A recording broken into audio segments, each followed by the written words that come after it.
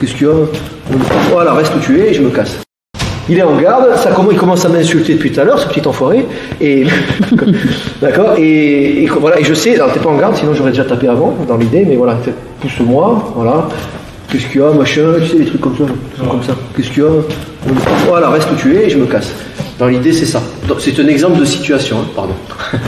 Donc voilà, donc, il se met en garde, il m'envoie son direct, je le shoot. Essayez d'être à distance, voilà, de direct.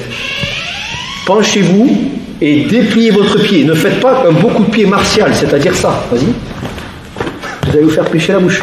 Dans l'idée, c'est le retrait du corps. On peut faire une esquive, hein, si on a le temps. Mais regardez bien le mouvement des jambes. C'est pas ça. Vas-y.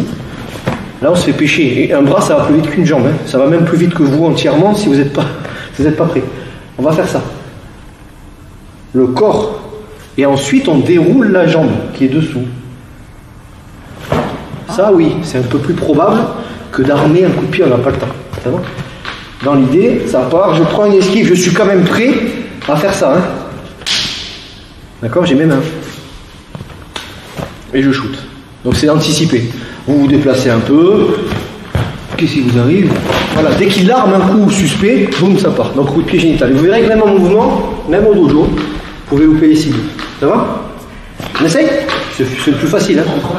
Alors oui, bonne question. Obligation, même en chaussures, et surtout en chaussettes, de relever les orteils. C'est comme une technique du karaté, ce qu'on appelle le koshi en japonais. Mettons que ce soit votre pied. Relevez vos orteils et vous frappez avec le... Surtout, tapez pas comme ça. Vous pouvez taper à plat, mais vous n'aurez pas une force... vous ne serez pas assez puissant. Le dessous des orteils, c'est aussi puissant que votre paume de main, quoi, dans l'idée. Ça va ? Allez-y. Tapez pas les orteils droits. Hein. Yes. Allez-y, mollo, c'est parti. Faites la différence entre un coup de pied repoussant et remontant. Normalement, en Krav Maga, c'est repoussant. C'est-à-dire, c'est ça. Un front kick ou un direct génital.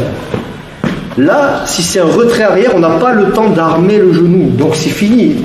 Quand on n'arme pas le genou, ça veut dire que c'est pas un repoussant. Repoussant, il faut de la force pour déplier. Donc, il faut armer. Là, c'est un coup de pied comme on peut, en remontant par-dessous, en fouetté. C'est-à-dire, ça, c'est... le beau coup de pied martial, ça prend un énorme temps de faire ça. Et sous stress, je ne garantis pas que vous allez monter sans que votre jambe elle flanche, ça dépend du niveau de stress évidemment. Donc l'idée ça va être ça.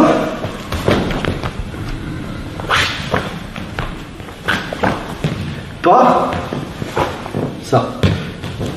Ça se voit pas en plus, hein. Encore une fois s'il te plaît. Ça se voit pas. Ça reste un coup de pied, c'est pas la jambe, c'est pas un truc de footballeur. Hein. Mais voilà, c'est ça, on ralentit.